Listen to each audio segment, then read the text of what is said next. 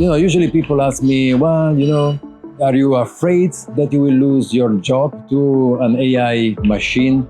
And I always reply, well, actually, no. I'm sure I will not lose my job to an AI power machine, but I'm sure that I will lose my job to a human who master AI, because that's what's going to make the difference.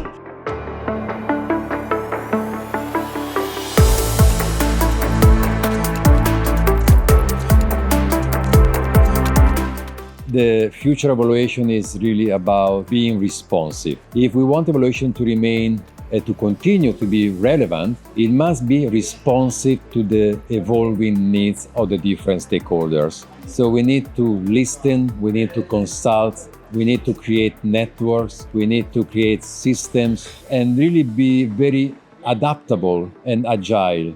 The needs for evidence of the different stakeholders is constantly changing, and therefore evaluation also need to be agile to be able to constantly changing accordingly.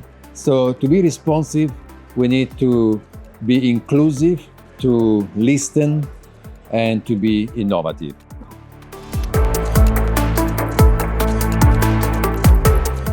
Well, first of all, I think we have to be very aware of the geopolitical context. We live in a world that is more and more polarized, and therefore politics is becoming more and more part of evaluation. So it's very important that we always keep in mind that evaluation is a technical exercise, but within a political environment. And therefore, we as evaluators have to change our mindset, even our profile. Of course, we should continue to be technically strong and robust, but we also need to be politically savvy. We need to understand what are the power relationships and how evaluation can be used or misused, and really to be ready for that and to undermine this risk. For that, we need to listen to all stakeholders. We need to be humble and listening in a very active manner to the different needs and perspective, not only of political leaders, but also of those left behind traditionally. Also indigenous populations, people with disabilities, poor communities, you name it, both in development and humanitarian context.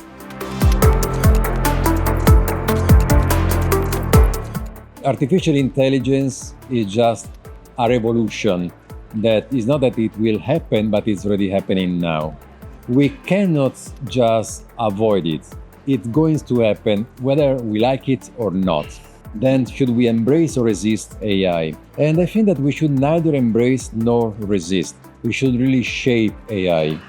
We should make sure that AI comes with a lot of potential benefits, but also potential risks. So it's very important that we are aware of it, and we are intentional in making sure that, yes, on the one side we leverage AI, but on the other side we always pay attention to have an ethical and responsible approach to AI. And that comes with a lot of implications, and that's why we need to get prepared. We need to get prepared, not only ourselves in our office, for example, but really to help the global evaluation community to get prepared, especially the global south, to avoid the replication of a digital divide.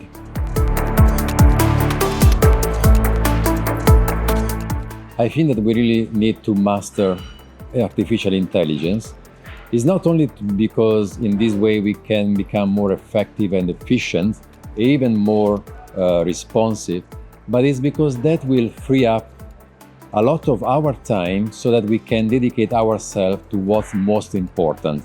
And what's most important is really to create relationship with all the different stakeholders, to create trust with all the different stakeholders. In the past, we as evaluator, we used to go through the evaluation process, and then with the evaluation report, with the publication of the evaluation report, that was the end of the process.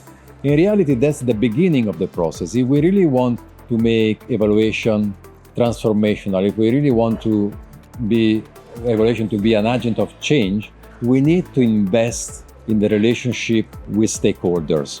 But that takes time, that takes a lot of energy. And unfortunately, in the current environment, we will need to do less with less. So AI is really a strategy to free up resources that we can then prioritize the most important things, and it's really about building trust and relationships. So we need to change our mindset, we need to change our profile. In addition to be technically strong, we also need to become communicators, and we need to become psychologists, in the sense that really we need to create these relationships with everybody.